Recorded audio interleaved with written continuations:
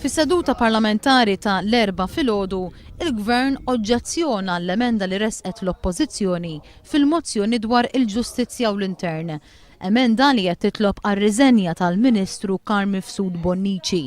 F'reazzjoni waqt attività fl-imġar il-ħamis fil-għaxija, il-mexxej Laburista Joseph Muscat iddeskriva dan l-aġir ta' Gonzi PN b'dan il-mod. Gonzi PN nagħmel disservizz kbir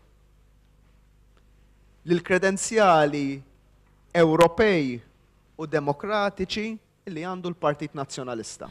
Joseph Muscat qal li b'dan l-aġir waqat il-maskra ta' Gonzi PN li jibża jirrispetta ir-rida tal-poplu u tal-Parlament. Qal li l-poplu se jkun qed jiġġudika lill-Gvern fuq dan l-aġir, kif se jkun qed jiġġudikaw ukoll fuq kif il-Prim Ministru aġixxa fir-referendum dwar id-divorzju meta ma rrispettax ir-rida tal-poplu. Eżempju ieħor ta' kif Lawrence Gonzi tilef il-kredenzjali Ewropej huwa l-fatt li spiċċa waħdu kontra l-garanzija għaż-żgħażagħ.